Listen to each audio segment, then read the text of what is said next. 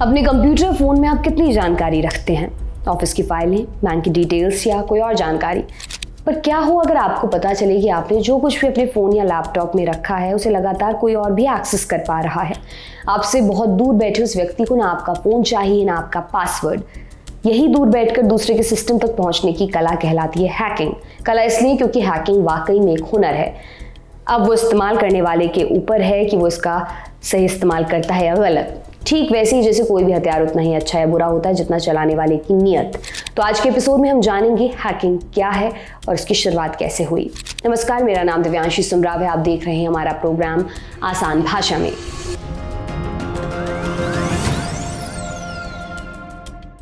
Hacking क्या है, इसको समझने के लिए पहले हम एक उदाहरण देते हैं। इस वक्त जब आप अपने स्मार्टफोन या लैपटॉप पर ये वीडियो देख रहे हैं, ठीक उसी वक्त आपसे मीलों दूर बैठा कोई इंसान आपके फ्रंट कैमरा को एक्सेस कर रहा है। आपके फ़ोन के माइक से वो आपकी सारी बातें सुन सकता है। पर आप कहेंगे बातें कुछ हवाई लग रही हैं। ज़्यादा से ज़्यादा कोई फ़ोन की फाइल या डेटा एक्सेस कर सकता है, ना कि कैमरा और माइक।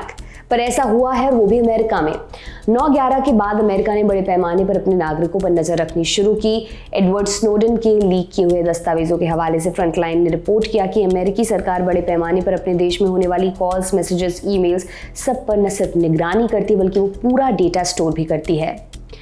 और ये सब किया जाता है राष्ट्र की सुरक्षा, नेशनल सिक्योरिटी के नाम पर आज इस विषय में नहीं पढ़ेंगे। आज एकदम शुद्ध खांटी रूप से हैकिंग के बारे में समझेंगे। आपने तो जान लिया हैकिंग से क्या क्या करना संभव है, पर ये होती कैसे है? क्या कोई अलग तरह का डिवाइस होता है जिससे हैकिंग की जा सकती है? जवाब है नहीं। हैकिंग के लिए एक बढ़िया कंप्यूटर और दिमाग में कंप्यूटर की नॉलेज होनी चाहिए। सरल शब्दों में कहें तो किसी के प्राइवेट कंप्यूटर या नेटवर्क में गलत तरीके से घुसने को ही हैकिंग माना जाता है। हैकिंग करने वाले को हैकर कहा जाता है। हैकर किसी सिस्टम में एक गड़बड़ी की तलाश करते हैं, जिसे हैकिंग की भाषा में बग या लूपहोल कहा जाता है। लूपहोल को ऐसे समझिए कि आपको किसी मजबूत दीवार के पार जाना है। दीवार इतनी मजबूत है कि आप पार नहीं कर सकते। ये दीवार टूटती क्यों नहीं मोमेंट है। पर यही हुआ खेल। क्या कि उस दीवार को बनाते वक्त एक ईंट पर थोड़ा कम सीमेंट इस्तेमाल हुआ और एक ईंट कमजोर रह गई। इतनी कि एक हथौड़ा पड़ते ही दीवार के आर पार दिखने लगा। ऐसी ही कमजोर ईंटें ढूंढते हैं हैकर्स, और तमाम कंपनियों जैसे गूगल ऐसी कमजोर ईंटों माने बग्स को ढूंढने पर प्राइज भी देती। यानी आप अगर गूगल का कोई बग ढूंढकर उस कंपनी को बताते हैं तो इसके बदले आपको खूब सारे पैसे मिलते हैं। यानी आप पेरेंट्स से कह सकते हैं कि दिन भर इंटरनेट चला रहे, बग ढूंढ रहे, पैसे मिल रहे, मजे ही मजे। कुछ केसेस में तो जॉब की पेशकश भी की जाती है। हैकिंग को और बेहतर तरीके से समझने के लिए हमने बात की एक्सपर्ट से। क्या बताया उन्होंने, सुनिए। देखिए, हैकिंग का मतलब होता है कि अगर आप डिजिटल वर्ल्ड में एग्जिस्ट करते हैं, राइट, और अगर आपका कोई यूजर आईडी और पासवर्ड या कोई भी तरीके से अगर कोई आपके अकाउंट को हम लोग बोलते हैं कि आपके अकाउंट को यूज कर रहा है आपके बिहाफ पे, राइट। तो उसको हैकिंग बोलते हैं। लाइक अगर मान लीजिए आपका एक बैंक अकाउंट है, राइट, तो आप उस बैंक में जाते हैं पैसे निकालने के लिए। तो जो बैंक में जो भी मैनेजर होता है या जो भी उसके एम्प्लॉयज होते हैं, वो आपको तभी आपके पैसे देंगे जब वो आपको ऑथेंटिकेट करते हैं कि हाँ, यही बंदा मान लीजिए आपका नाम मानस है, तो यही बंदा मानस है, right, and then they provide you the money. So similarly digital world में टेक्नोलॉजिकली हम लोग उस चीज को ऑथेंटिकेट या वेरीफाई करते हैं कि जो बंदा बोल रहा है कि वो मानस है, राइट, वो बंदा मानस कैसे है, राइट। सो उसके लिए यूजर आईडी पासवर्ड जो सबसे बेसिक तरीके होते हैं हैकिंग के, वो है। आजकल के तो टाइम पे बायोमेट्रिक्स भी आ गए हैं, जैसे कि फिंगरप्रिंट हो गया, आपके फेस आईडीज हो गया। आजकल बहुत सारे ऐप्स में आप देखते होंगे कि अगर आपके पास वैसा फोन है जिसमें कि आप फेशियल रिकग्निशन है, तो वो फेशियल रिकग्निशन करके आपको मतलब आप लॉग इन करते हैं। तो आसान भाषा में इसको ये कहेंगे कि अगर आपकी जो इंफॉर्मेशन जिससे कि आप अपने आप को वेरीफाई करवाते हैं, let's say in the bank और इन द डिजिटल वर्ल्ड, अगर वो किसी के पास है, इसका मतलब है कि आप हैक हो चुके हैं। इसको समझाने के लिए अगर मैं गन्स का अगर मैं एग्जांपल लेता हूँ, राइट, अगर आप गन्स एक क्रिमिनल के हाथ में दे दें तो उसका नतीजा अलग होता है, बट वही गन्स जब आप मिलिट्री के हाथ में देते हैं तो वो आपकी सुरक्षा के लिए होता है।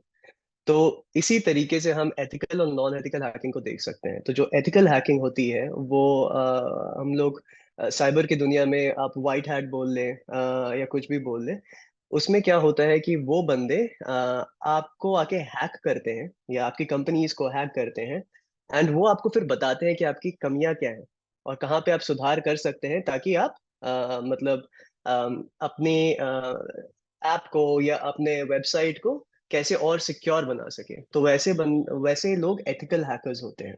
बहुत सारे एथिकल हैकिंग कोर्सेज भी होते हैं जहाँ पे कि आपको हैक करना सिखाया जाता है। और जो नॉन एथिकल हैकिंग होती है वो किसी गलत मोटिव से, अगर आप किसी का हैक कर रहे हैं अकाउंट को, राइट, तो वो नॉन एथिकल हैकिंग हो जाती है। जैसे कि अगर किसी ने मेरा अकाउंट हैक कर लिया और मेरे अकाउंट को हैक करके अगर मतलब मेरे नाम पे मिस इन्फॉर्मेशन फैलाया जा रहा है या मेरे अकाउंट से पैसे निकाले जा रहे हैं, so that would be a non ethical hacking. In fact बहुत सारी ऑर्गेनाइजेशंस ऐसी होती है जो कि आपको पैसे देते हैं जब आप उनको हैक करते हैं या उनकी खामियां बताते हैं। उसको बग बाउंटी बोलते हैं। गूगल, फेसबुक, माइक्रोसॉफ्ट, ये बड़ी कंपनियां आपको पैसे देती हैं अगर आप हैक करके उनकी खामियां उनको बताते हैं, जिसे साइबर की दुनिया में रिस्पॉन्सिबल डिस्क्लोजर भी कहा जाता है। हैकिंग को जान लिया, इतिहास में भी चलते हैं और जानते हैं इसकी शुरुआत आखिर कहां से हुई। हैकिंग का पहला चैप्टर लिखा गया सन 1955 में। जगह थी अमेरिका की मशहूर मैसाचुसेट्स इंस्टीट्यूट ऑफ टेक्नोलॉजी, जिसे MIT भी कहते हैं। MIT के कुछ स्टूडेंट्स को एक इलेक्ट्रिक सिस्टम को काबू करने के लिए कहा गया, उन्होंने इसे कर भी दिया और MIT गवाह बना इतिहास की पहली हैकिंग का। चूंकि उस समय कंप्यूटर खरीदना बहुत महंगा था, इसलिए हैकिंग ने एक सिस्टम के जरिए दूसरे को एक्सेस कर समय और पैसा बचाए। ये एक शॉर्टकट था और तब ऐसा कोई शॉर्टकट ढूंढना एक गर्व की बात मानी जाती थी। शॉर्टकट ढूंढने वाले स्टूडेंट्स खुद को हैकर कहकर बुलाने लगे और दूसरा सिस्टम एक्सेस करना उनके बीच एक खेल की तरह लोकप्रिय हो गया। फिर समय बीतता गया और स्टूडेंट्स भी खुद को समय के साथ इंप्रूव करते गए। फिर आया साल 1963 और MIT की पत्रिका द टेक में एक लेख छपा। इसमें बताया गया था कि कैसे हैकर्स अवैध रूप से यूनिवर्सिटी के टेलीफोन नेटवर्क तक पहुंचने में कामयाब रहे थे। ये हैकिंग से जुड़ा पहला लिखित आर्टिकल था। हैकिंग को समझने के बाद अब जानते हैं इसे अंजाम देने वाले हैकर्स कितने तरह के होते हैं। हैकर्स मुख्य रूप से 3 तरह के होते हैं। इनको ब्लैक हैट, व्हाइट हैट और ग्रे हैट हैकर्स कहा जाता है। और जिन MIT स्टूडेंट्स की बात हमने आपको बताई वो थे ब्लैक हैट हैकर्स। तो सबसे पहले ब्लैक हैट ही समझते हैं। इस तरह के हैकर्स को क्रैकर्स भी कहा जाता है। ये हमेशा गलत इरादों से किसी भी कंप्यूटर सिस्टम या वेबसाइट में घुसपैठ करते हैं। इनका उद्देश्य सिर्फ डेटा चोरी करना, बैंक खातों से पैसे चुराना, लोगों की निजी जानकारी चुराकर बेचना होता है। ब्लैक हैट हैकर्स होते तो जीनियस है, पर ये अपने ज्ञान का इस्तेमाल हमेशा गैर कानूनी कामों को करने के लिए करते हैं। दूसरे होते हैं व्हाइट हैट हैकर्स।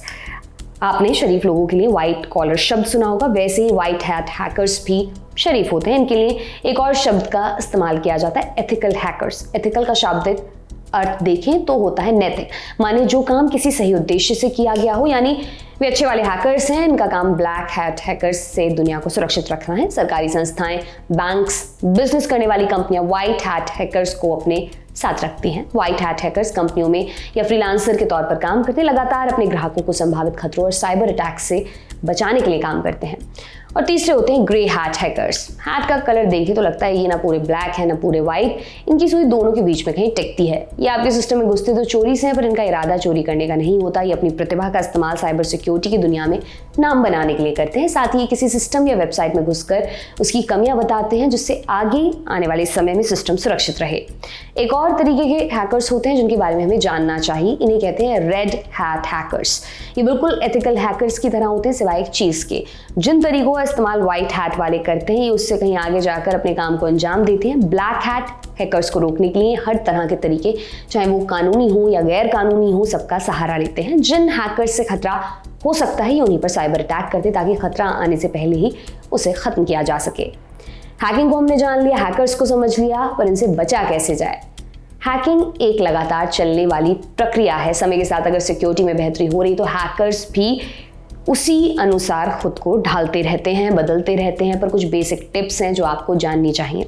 हमेशा एंटीवायरस को इंस्टॉल और अपडेट करके रखें। अपने सिस्टम्स में इंटरनेट का इस्तेमाल करते समय ब्राउजर की सिक्योरिटी फीचर्स को ऑन रखें। ऐसी वेबसाइट्स पर जाने से बचें जो सेफ नहीं है। आपका ब्राउजर अगर अपडेटेड है तो ऐसी वेबसाइट में एंटर करने से पहले आपको वो चेतावनी जरूर देगा। वेबसाइट्स पर जाते ही समय ध्यान रखें कि वो HTTPS के एन्क्रिप्शन वाली हो, नहीं तो आपका डेटा चोरी हो सकता है। अब ये HTTPS क्या होता है? HTTPS का फुल फॉर्म है hyper text transfer protocol secure. दो सिस्टम्स के बीच के कम्युनिकेशन को सिक्योर करने के लिए इसका इस्तेमाल किया जाता है। आप जब भी इंटरनेट पर कुछ सर्च करते हैं तब आपका ब्राउजर जानकारी के लिए सर्वर पर एक रिक्वेस्ट भेजता है। इस रिक्वेस्ट को भेजने के समय ये एक तय प्रणाली प्रोटोकॉल के तहत काम करता है। ये प्रोटोकॉल इस बात को सुनिश्चित करता है कि आपके ब्राउजर और सर्वर के बीच जानकारी का आदान प्रदान सिक्योर है। आप जब गूगल सर्च करेंगे तो उसमें ऐसे लिखाना चाहिए, इस वक्त आप अपनी स्क्रीन पर जैसा देख सकते हैं। हमेशा अपने सिस्टम को अपडेट करते रहें, इससे नए तरह के वायरस और बग सिस्टम को नुकसान नहीं पहुंचा पाते। और आखिर में last but not the least, password को मजबूत रखिए। अलग अलग अकाउंट्स पर एक ही पासवर्ड रखने से आप हैकर्स के लिए बहुत ही आसान निशाना बन जाते हैं। तो आज की आसान भाषा की किश्त में इतना ही। आप अपने और अपने सिस्टम का ख्याल रखिए। आपके लिए तमाम जानकारी जुटाई थी हमारे साथी मानस ने। देखते रहिए दी ललन टॉप। बहुत बहुत शुक्रिया।